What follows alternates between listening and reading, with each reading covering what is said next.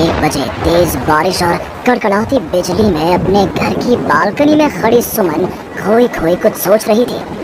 अंदर आ जाओ ना। उसके घर के अंदर से आवाज आती है। तब भी सुमन काले अंधेरे में खड़ी न जाने किसका इंतजार कर रही थी, जिसमें से एक औरत अपने 2 बच्चों के साथ उसके पास वाले घर में लाल रंग की एक कार से उतरती है और बारिश में भागती हुई सामने वाले घर में चली जाती है। हेलो, कौन? मेरा कुछ सामान तुम्हारे पास है, लौटाओगे नहीं? आपका क्या सामान? कौन है आप? और मैं तो इस घर में कुछ सेकंड्स पहले ही आई हूँ। आपको यहाँ का नंबर कैसे पता चला? मम्मी, हो सकता है कि जो फैमिली यहाँ पहले रहती हो, ये कॉल उनके लिए हो। नहीं नहीं, ऐसा नहीं है। कड़कड़ाती बिजली एक अनजान आदमी के फोन ने नेहा को डरा दिया था। वो फौरन कॉल रख देती है। चलो बच्चों, कमरे में चलते हैं, मैं तुम्हें सुला देती हूँ। पर यहाँ इतने अंधेरे में तो कुछ भी नहीं दिख रहा। मम्मी, फ्लैश लाइट ऑन करो ना। नेहा फ्लैश ऑन करती है, जहाँ उसे ऊपर जाने की सीढ़ियाँ दिखती हैं और चारों तरफ सफेद कपड़ों से ढके हुए फर्नीचर। तभी नेहा की 3 साल की बेटी उससे कहती है, मम्मा ओह माय लव, ये तो वाइट क्लोथ्स है। चलो ऊपर मम्मा आपको स्टोरी सुनाएगी, सुनिए ना। चलो चलो चलो। नेहा स्ट्रॉबेरी को गोद में उठाती है और रोहन के साथ सीढ़ियाँ चढ़ना शुरू करती है।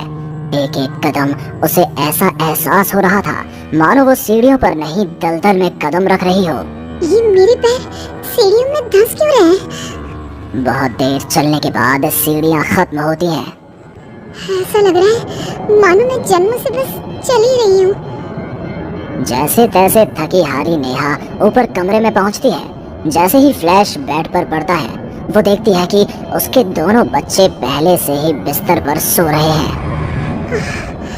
मेरा सर चकरा रहा है। बच्चे तो मेरी गोद में थे, यहाँ कैसे आ गए? और वो भी मुझसे पहले। नेहा कुछ समझ नहीं पाती और बेसुध होकर जमीन पर गिर पड़ती है। अगली सुबह उसकी आंखें सूरज की किरणें चेहरे पड़ने से खुलती हैं। नेहा बालकनी में जाती है, जहां उसे सुमन अपने बालकनी में खड़ी दिखती है। ऐसा लग रहा था मानो सुमन रात भर से वहीं खड़ी थी। सुमन नेहा को मुस्कुराकर देखती है। हेलो, मैं यहाँ कल ही शिफ्ट हुई हूँ। मेरे हस्बैंड का यहाँ ट्रांसफर हुआ है। आसपास कहीं घर ही नहीं मिला, तब 40 किलोमीटर दूर यहाँ ये घर मिला। आप यहाँ पर कब से हैं? पता नहीं, सालों हो गए, यहाँ कोई आया ही नहीं। पर अब तुम आई हो तो राहत सी लगी। आओ ना घर पर। हाँ हाँ, क्यों नहीं, मुझे भी कंपनी मिल जाएगी।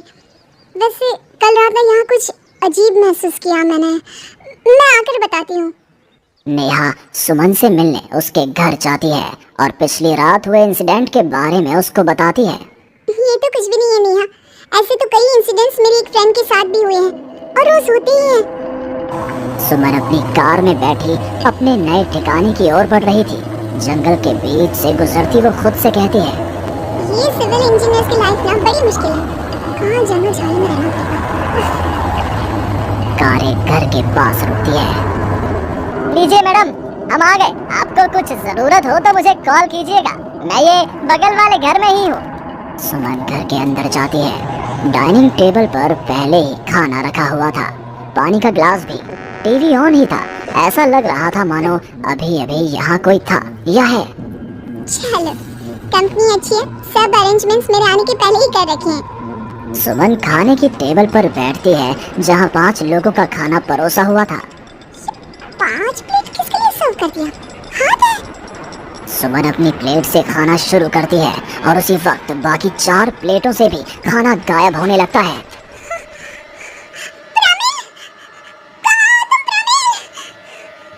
सुमन भागती हुई अपने ड्राइवर के घर पर जाती है। सुमन क्या देखती है कि प्रमिल जमीन पर गिरा हुआ है। फर्श पर हर तरफ खून ही खून। प्रमिल के मुंह से भी खून आ रहा था। वो कराहता हुआ कहता है, मैम, यहाँ रूहें रहती है, ये आपको भी नहीं छोड़ेगी। ये कहते कहते ही प्रमिल दम तोड़ देता है और सुबह के 11 बजे अचानक ही अंधेरा छा जाता है। चारों तरफ से अजीबोगरीब आवाजें आने लग जाती हैं। मम्मी, अरे कोई खाना देगा क्या मुझे? अरे जो सुनिए ना, प्लीज मुझे मत मारो। पापा बचाओ, ये लोग कौन दोनों हाथों से अपने कान को बंद कर लेती है और जोर जोर से चीखती है। अचानक एक सन्नाटा चारों ओर फैल जाता है। सुमन प्रोमिल के घर से बाहर निकलती है। चारों ओर घुप अंधेरा, वो भी कुछ देख नहीं पाती और वापस अपने घर की ओर लौट आती है। इससे अच्छी तो मौत होती। ये मैं कहाँ फंस गई? मम्मा गोदी। अरे सुमन, क्या मरने वरने की बात करती रहती हो? जाओ मेरे लिए चाय बनाओ। ये कौन बोल रहा है? तभी अचानक से घर की लाइट्स ऑन हो जाती हैं। सुमन देखती है कि वो किचन में है। उसके ठीक बगल में एक औरत, जिसके बाल उसके चेहरे की ओर थे, गैस के फ्लेम में अपने दोनों हाथों को पका रही थी। तुम कौन हो? यहाँ क्या कर रही हो? इनको बहुत पसंद है मेरे हाथों का खाना। तुम्हें भी चखवा दूं क्या? कर्कश आवाज में ये कहती हुई वो औरत झट से सुमन के हाथों को आग में डाल देती है। सुमन चीखती रहती है, पर वो औरत उसके हाथों को नहीं छोड़ती। तुम्हारे पेट में एक बच्चा है ना? सुन लिया मैंने। और औरत ये कहती सुमन के पेट पर हाथ फेरने लग जाती है और उसके पेट में हाथ डालकर मांस का टुकड़ा बाहर निकाल कर खा लेती है। मेरा बच्चा। ये तो कुछ भी नहीं। उधर देखो। वो औरत दीवार की तरफ इशारा करती है। दीवार पर खून के ऐसे धब्बे थे मानो नवजात शिशुओं को उसी दीवार पर पटक पटक कर मार दिया गया हो। तभी वहाँ लगभग 5 साल का एक बच्चा आता है। उसका शरीर पूरा सफेद और आंखें काली थी। वो औरत अपने आग में सेके हुए हाथ को वहीं पास में पड़े चाकू से काटकर बच्चे को खाने को दे देती है। सुमन तो समझो अब मर ही चुकी थी। इतना कुछ देखने के बाद कौन ही जिंदा रह सकता था। अब उसका शरीर भी गवाही दे रहा था। एक कदम भी चलना मुश्किल था। वो दीवार को पकड़ पकड़ कर बाहर हॉल में आती है, जहाँ डाइनिंग टेबल पर 5 लोगों को बैठा देखती है। बिना सर का एक आदमी टेबल पर अपने बीवी और 3 बच्चों के साथ बैठा था। सभी सुमन की ओर देखते हैं।